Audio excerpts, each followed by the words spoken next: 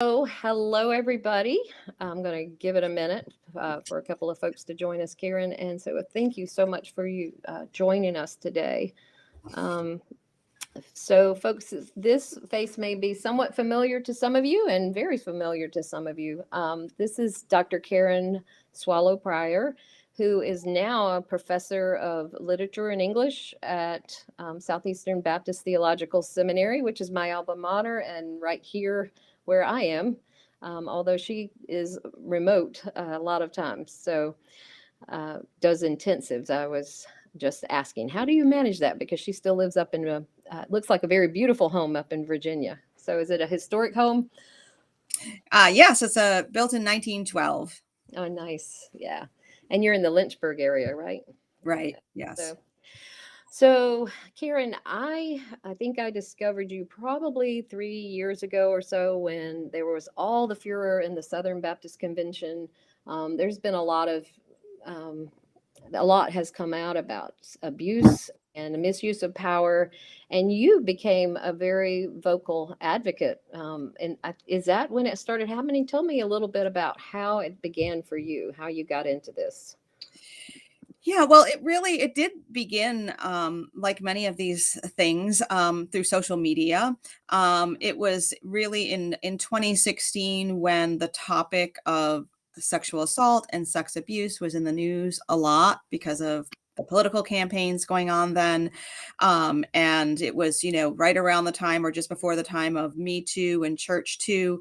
And I was posting a lot of articles and things as I often did about those events. And through that, some people on my Facebook page in particular were really hurt and angry, had a hard time reading a lot of those things. And so I just, at one point, I just said, I want to hear from all of the abuse survivors.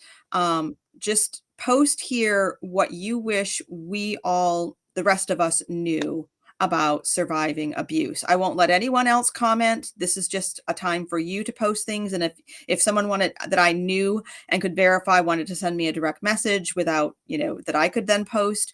So I did that, and that post went on for days and days, and there were so many comments. And so I ended up writing an article called 10 Things Abuse Survivors Wish Everyone Would Know, or something like that, at Christianity Today. And so that was sort of the beginning. I was just listening and then using my platform to share those things on behalf of abuse survivors.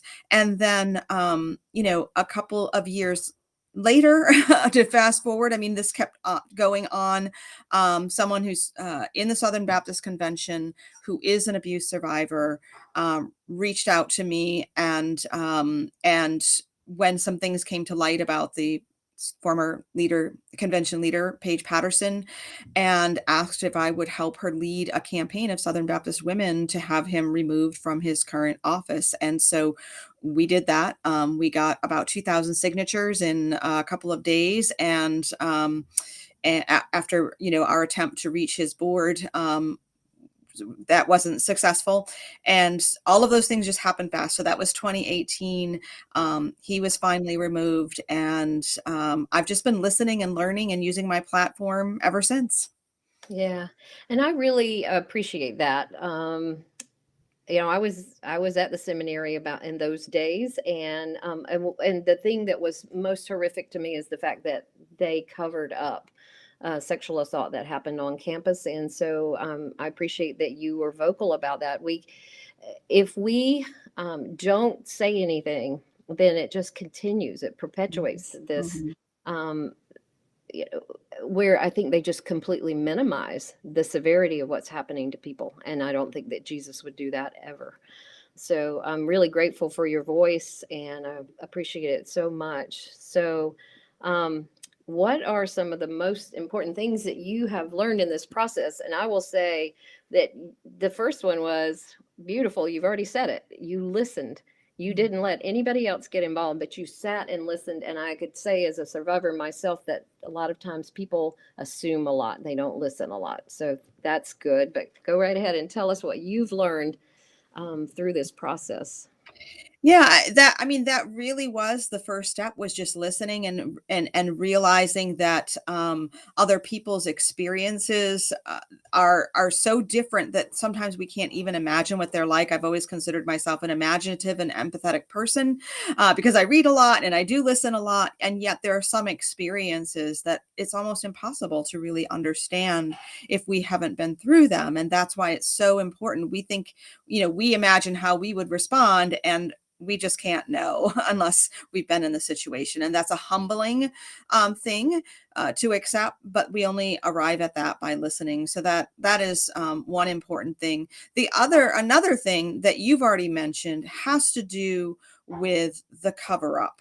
This is very complicated, and I find myself in the middle of a number of these situations. I just left an institution that is now a couple of years ago, that's now being exposed for a lot of abuse cover-ups over the years. And I know so many people in the middle, survivors and then pastors and administrators, those who didn't always handle the situations well. And the motivations can be pure, the motivations can be mixed, the knowledge can be incomplete or can be wrong. There's so many layers to how and why institutions don't respond to abuse well, even if they think they are or are trying to. And so another really key part of all this is to listen to the experts. I am not an expert in this area. I have learned a lot from them. I have made ways for some of them to be involved and have had advocated for their involvement. And when I say experts, I'm including, lawyers who specialize in this, counselors who know about this, victim advocates who are trained.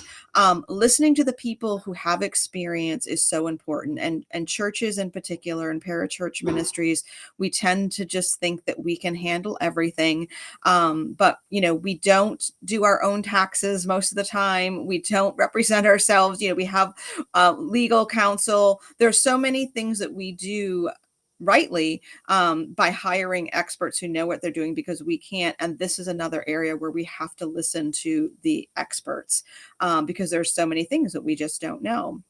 So Yeah. listen to the experts. And then I do think using our voice and our influence and our platform, whatever it might be, to support and stand alongside those survivors. It doesn't have to be public the way I am sometimes public.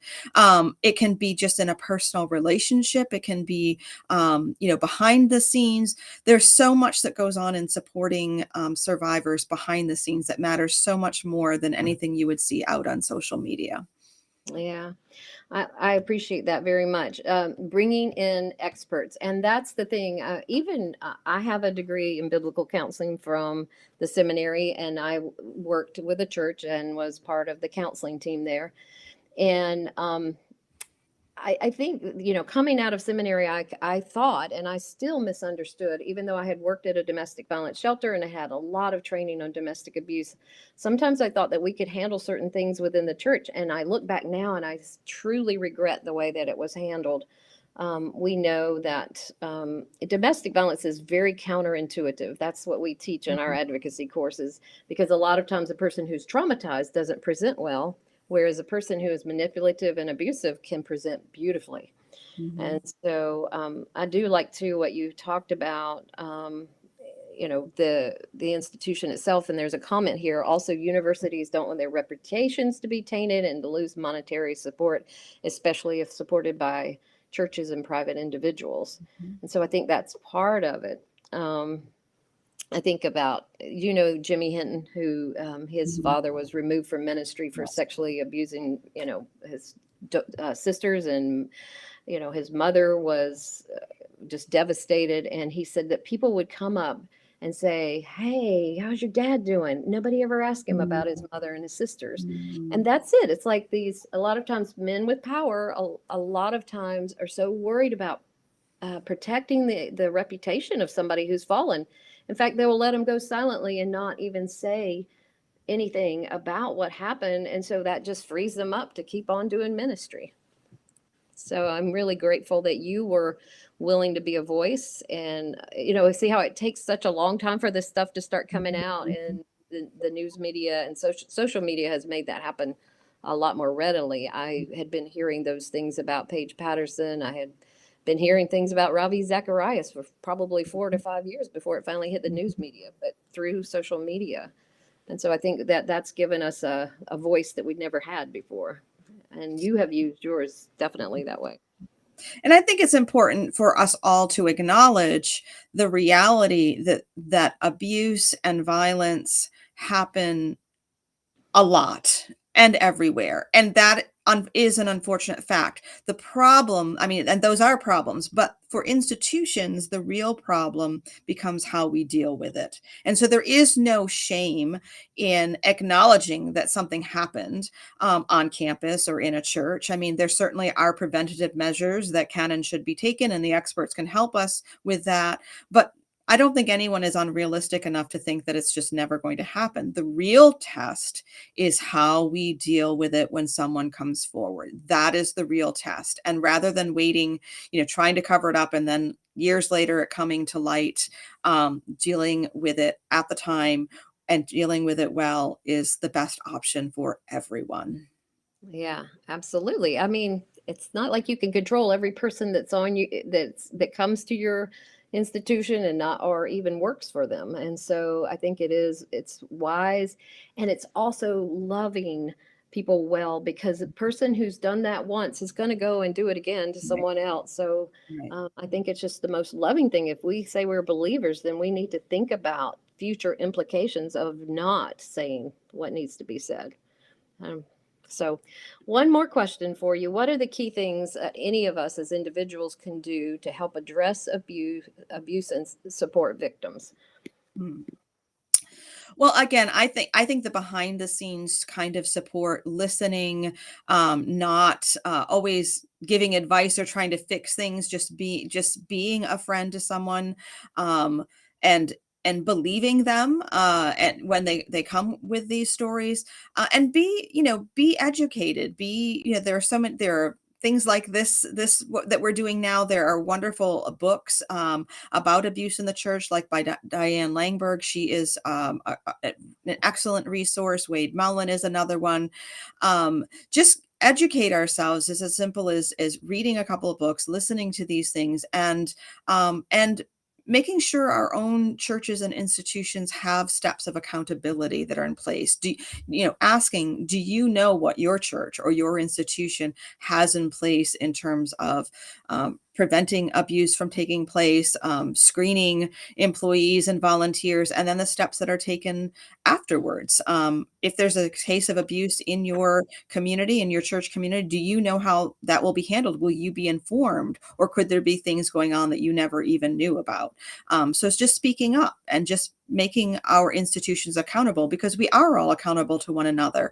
I've seen the biggest problem is simply when we turn a blind eye, or we don't pay attention. And that's how these things continue to fester and grow, and the consequences ripple from there. Yeah. And we can speak up too. We don't have to be mean about it. We can just say, this is truth. We're speaking truth and love. And I think a lot of times people think that we're trying to attack or bring down the system, and that is not the goal. The goal is to improve. And that's what you have successfully done. So I am very grateful for that. The fact that you still have a voice. They didn't see you as a contentious woman who was out there complaining and stirring up strife. So thank God. I like what you said. Don't give advice. That's one of the things that we teach our advocates, is to listen, to help people explore their options, especially when it comes to abuse. If you give advice to a domestic abuse victim, it could be deadly. Just telling Mhm. her, "Oh, you just need to leave," could actually get her killed, because we know that increases the lethality potential. So I appreciate that. And we just do appreciate your voice. We want to keep this short, and we're very grateful that you took the time out to talk to us today. In some of the ways that you can also get educated is if you can partner with us at Called to Peace Ministries. We actually have a church partnership program, and we do free trainings once a quarter. We've got one coming up next week. It's called Protect the Flock. So just come on to if you're on our channel, you could, I believe there's an ad, and you can go also to our website, calledtopeace.org. This is Domestic Violence Awareness Month. It is a great time to get educated, and we would love for you to partner with us as we are doing um, direct work with victims, and we don't charge for any of our services really. So if you would be willing to partner with us, even financially, we would appreciate it in this particular month. So Karen, anything else that you would like to say?